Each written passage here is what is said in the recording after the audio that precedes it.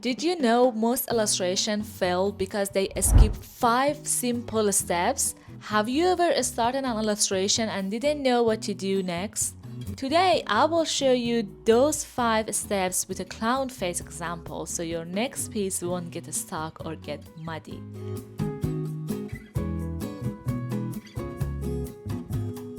Hi, I'm Sogand. I'm a digital illustrator and art teacher. This tutorial is beginner friendly, so I will keep everything simple and easy to understand. We will cover the 5 key layers every illustration needs. As I draw this clown, I will explain each layer and give tips you can apply to any character. So let's get started! Step 1 is sketching. Whenever I talk about sketching, I always tell my student the value of keeping a sketchbook. Even if you are mainly a digital artist, sketching on paper is a great way to train your hand, sharpen your eye, and loosen up. But since in this demo I'm showing my process digitally, I will walk you through how I approach sketching on the tablet as well.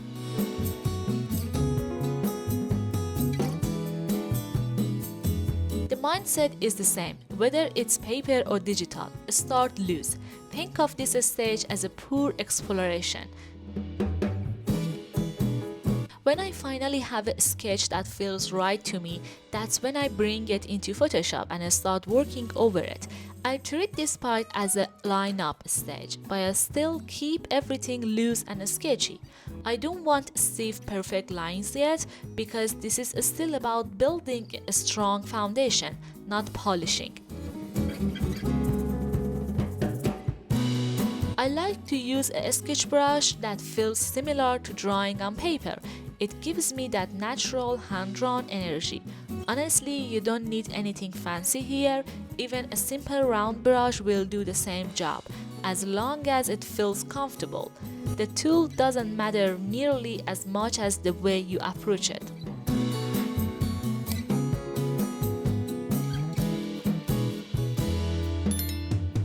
Once the sketch is in the program, I start going over my line to make them a little clearer and easier to read. This is also the perfect time to fix things. Maybe the eyes feels too small, I will make them bigger. Maybe the nose feels too long, I will shorten it. Maybe the head shapes looks a little stiff, I will round it out.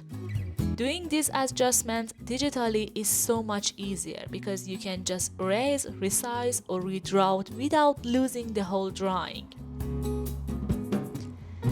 The goal here isn't to make a clean, polished outline yet.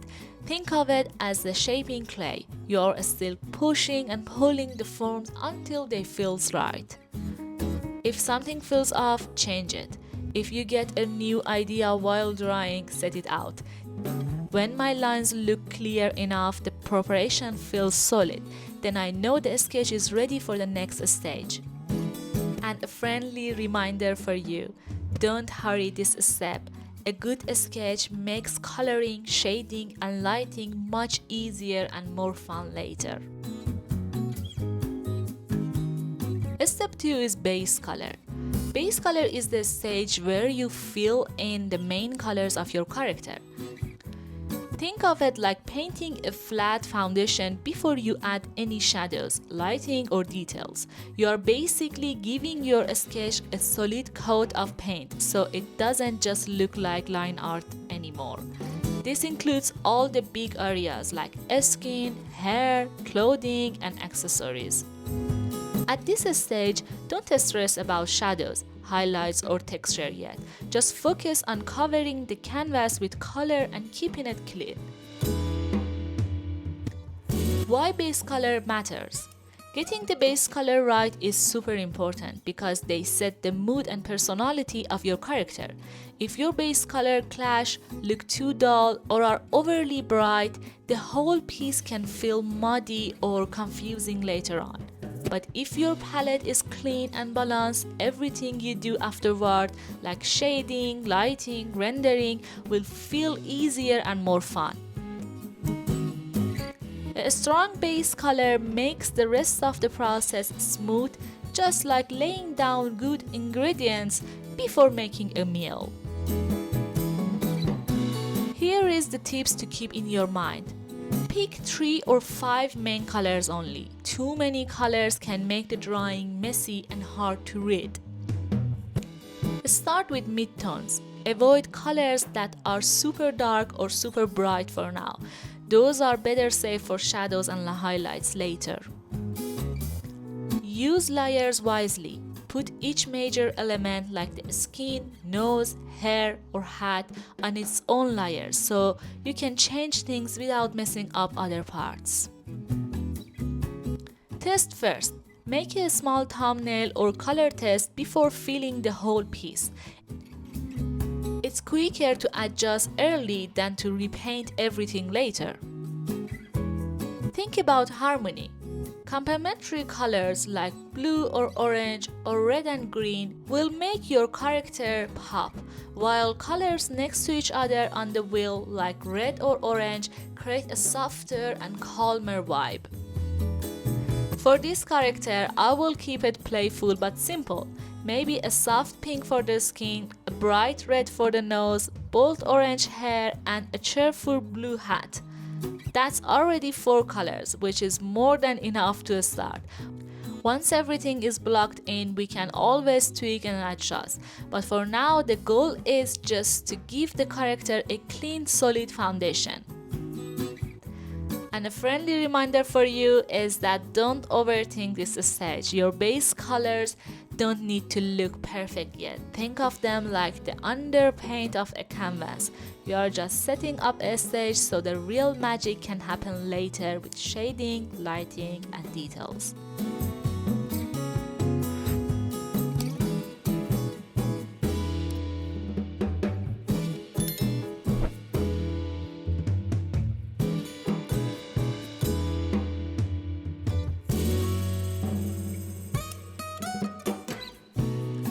Before we jump into full shadows, we can already make the character look a little more alive by adding little details like little textures, soft tonal changes. Think of it like building up the flat colors so they don't feel 2D. At this stage, you can use gentle hatching, subtle darker tones of the same color, and small details to suggest volume. It's like sculpting the character a bit before putting them into the main shadows.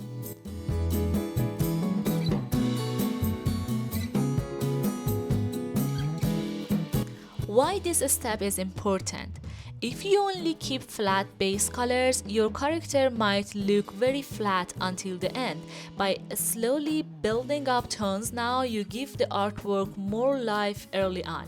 So these small adjustments make the face and features feel solid, and they also make shading easier later because you have already suggested where forms curve or overlap.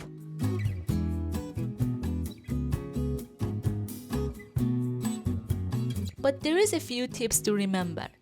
Stay in the same color family. Instead of switching to black or gray, pick a slightly darker version of the base color to add tones. For example, use a deeper pink for the skin or a darker orange for the hair.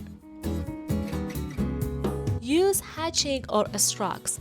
Light strokes or hatching can add texture and suggest roundness without going into heavy shadows. Focus on volume, not light source yet. Don't worry about where the main light comes from. Just make the cheeks, nose, or forehead feels less flat by adding subtle tone. Add small details, a few lines around the eyes, some texture in the hair, or extra definition in the hat can make the design more interesting at this stage. Keep it subtle. This is not shading step yet, so avoid going too dark. Think of it as warming up the canvas with extra information. For this character, I will take a darker version of the skin color and gently build tone on the cheeks and around the nose, maybe with some quick strokes to suggest volume. For the hat and hair, I will add a slightly darker shade in certain areas to make them less flat. Already the character feels more 3D without a single shadow added yet.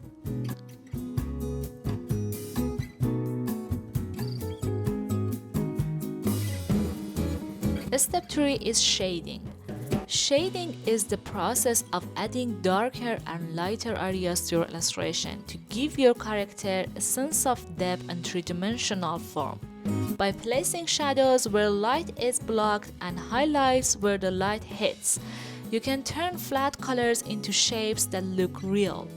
For example, the nose, cheeks, forehead, and other curves on the face need careful shading so they don't look flat.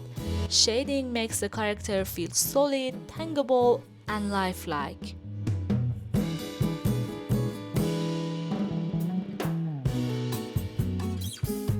The next step is lighting. Lighting means adding bright spots, highlights, and light areas to your drawing based on where the light is coming from. It shows which parts of your character are facing the light and which parts are hidden in shadow. Good lighting adds life, energy, and realism. Make your character look more believable and alive.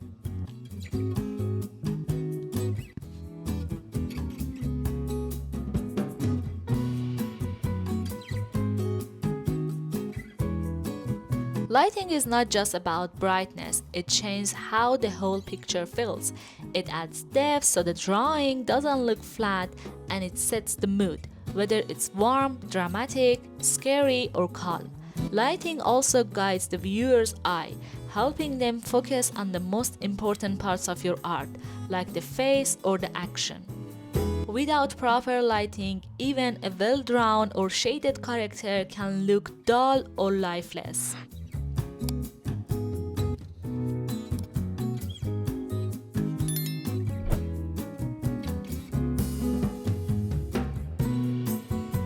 And step 5 is rendering.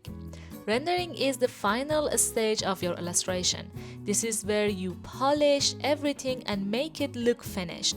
You smooth out colors, blend shadows and highlights, add bright spots, and sprinkle in tiny details. It's like putting the final coat of paint on your work. The little touches that make your character feel complete, professional, and alive. And why the rendering is important. Even if your sketch, shading, and lighting are solid, the piece can still feel unfinished without rendering. Rendering pulls it all together. Small things like a bit of texture, a touch of blush in the cheeks, or a spark in the eyes make a huge difference. These finishing touches gives your character more personality and help the whole illustration click into place. There's a few tips to keep in your mind. Blend your colors, refine the face, play with subtle colors, and place highlights carefully. And also do a final polish.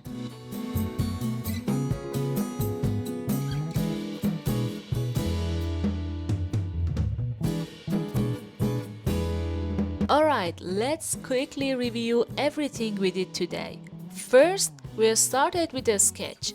Keep it loose and playful until we found something that worked. Then we laid down the base colors, giving our clown a clean foundation. After that, we built volume with shading, added life with lighting, and finally polished it all with rendering.